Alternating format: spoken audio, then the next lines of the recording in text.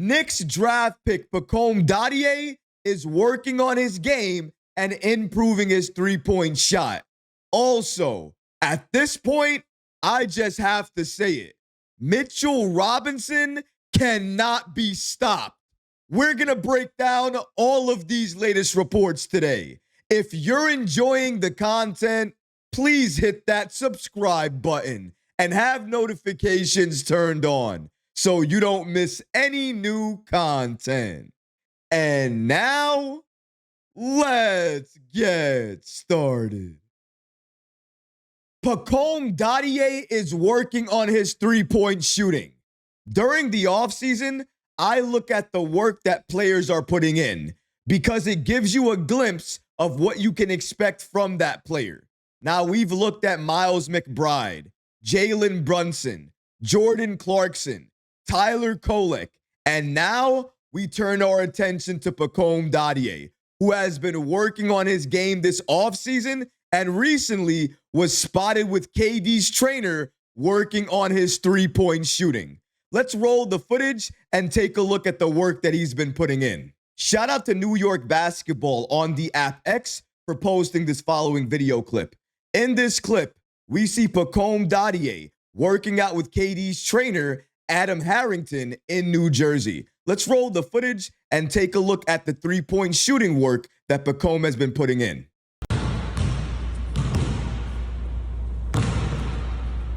All right. I like him working on those type of shots. Catch, one dribble, one step, and then go for the shot. Because a lot of times, that's how much space he's going to have. Or how much time he's going to have as well. So, very good. Right, working within that time frame makes sense. Okay. That's a small improvement, not a huge one. This is really where he needs to get better, the three-point shooting aspect of things. If Pacome Dadiet can nail the three-point shooting aspect of his game, he will be one of the most important wing players on this Knicks team for the bench unit. We need more players, especially young players, off the bench. And there's one main reason for that. It's money.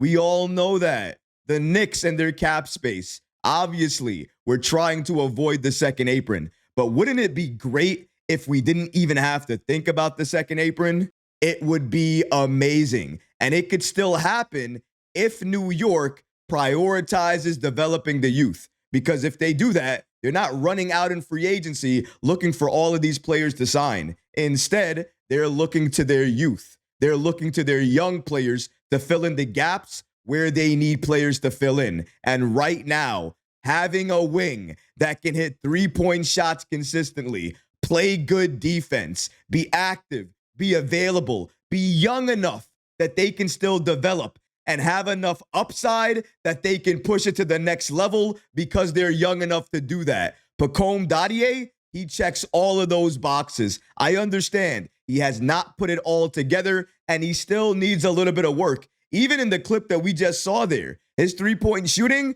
did it get better? It did. And he's definitely developing. I like to see that. However, the development is not where it needs to be yet. And that's okay. He's young. It can happen over time. Maybe by next summer league, he'll be in the right state of mind, the right shape, and have the right improvement and development, at least at that point in time, to showcase what he can do and potentially earn a roster spot on the bench for that Knicks team. But as of now, he still needs to work on his game. But this is very encouraging. Watching anybody work on their game in the offseason, I love to see it. More importantly, watching our young players, Knicks drafted players, work on their game, work on the weaknesses of their game. I love it. Yesterday with Tyler Kolek versus Jordan Clarkson, we saw Kolek taking more contact. That was a wrinkle in his game he needed to work on. With Pacome Dadiet, he needs to work on this three-point shooting. He needs to become a sniper. And from the looks of it, he knows it too, and that's why he's working on it. The postseason work that I've seen out of a few Knicks players this offseason has been extremely encouraging. But now we have to get to the star, at least for me, of the offseason when it comes to work, putting in the work. And that's Mitchell Robinson. You want to take a guess where Mitchell Robinson was last spotted? More than that, you want to take a guess at what he was doing? Don't worry, I got you covered. Where he was last spotted? Normally where he's always spotted recently, or at least nowadays.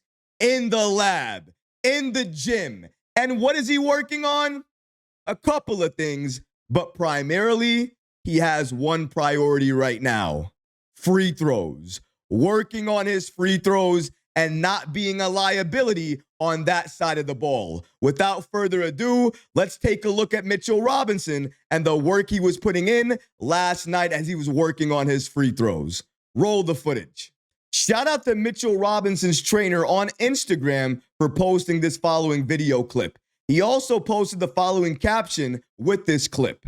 Working on it first. That's the first priority. Let's take a look at the work Mitchell Robinson continues to put in with his free throws. Got the country music in the back already, of course. Wouldn't be a Mitchell Robinson free throw session without it. I look at the form, the consistency of that, because that's going to help him throughout his entire career in the NBA if he can just nail the form. He's moving a little bit to the side. I don't know if anybody notices. Watch. A little bit.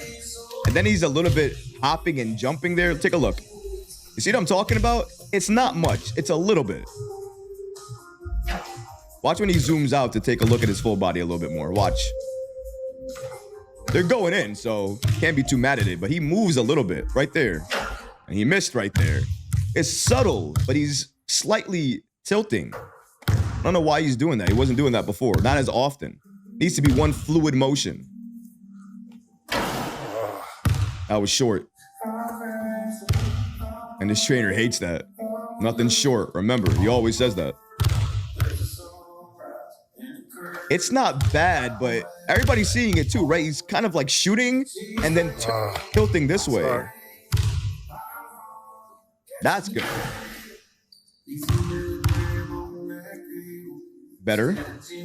It's the form with Mitchell Robinson. It's always been the form with Robinson. More than anything else, if he can get that form down, he'll make more free throws than he'll miss just because of his form. It just needs to be fluid, one motion, no thoughts, not thinking about anything, clearing your mind, and just taking the shot. Clearly, he has a routine, and he's mastered that. It's just about the form now. Sometimes he has it down. Other times you can see it slightly. He's moving a little bit to the right or a little bit to the left. He's leaning, he's tilting, or he's shooting and then tilting. And as soon as you do that, when you shoot and tilt, you're likely missing that shot.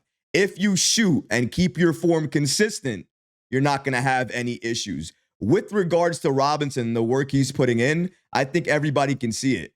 Does he still need more work? Absolutely. He still needs to develop a little bit more, especially with that free throw shot. But the work that he has been putting in, it's clearly showing. The structure, he never had that before. The form, he never had that before. The arc, he never had that before.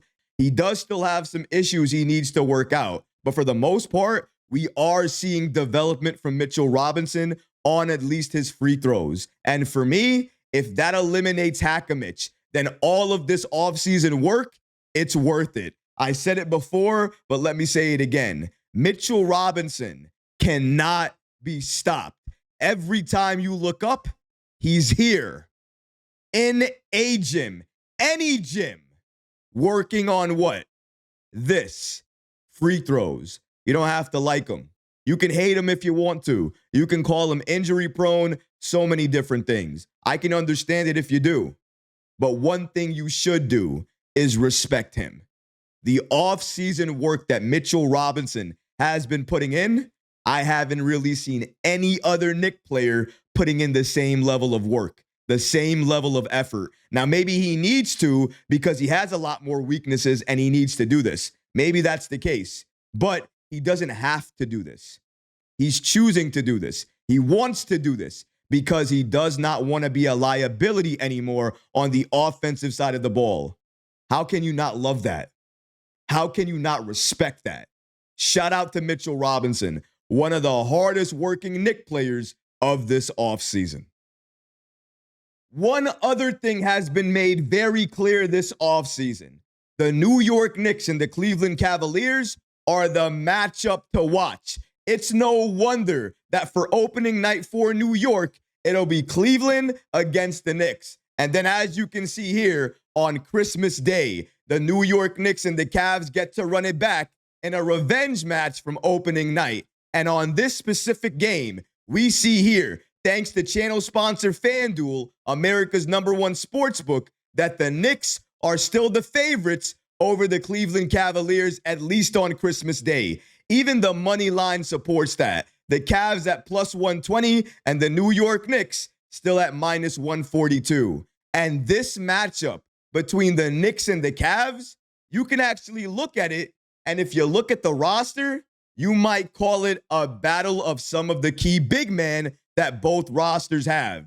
Karl Anthony Towns, Mitchell Robinson, Jarrett Allen, Evan Mobley. We're talking about two bigs versus another two bigs. I want to see it. I think we all remember a couple of postseasons ago, Mitchell Robinson wreaked havoc on the Cleveland Cavaliers, nearly by himself, blocking shots, opposing his will, and getting so many clutch rebounds. Now imagine Robinson does all of that against Cleveland, but also he takes away Hakamich, and instead he replaces it with maybe 65 to 70% free throw shooting.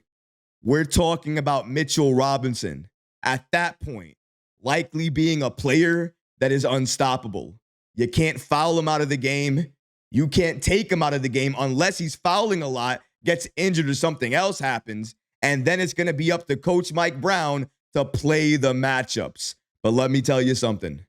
Robinson, with more of an offensive game and the defense we know him for, if he's matched up against anybody on Cleveland or maybe any other big in the NBA, now more than ever, he is going to be a problem. But what about you guys? What do you think about Mitchell Robinson putting in the work and improving his free throws? And what about Knicks draft pick Pacome Dadiet working with Kevin Durant's trainer to improve his three-point shooting?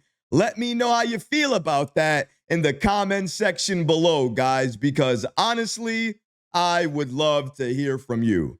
But that's going to do it for this episode. I hope you enjoyed it. And if you did, go ahead and smash that like button, leave a comment below. And of course, guys, please subscribe to the channel.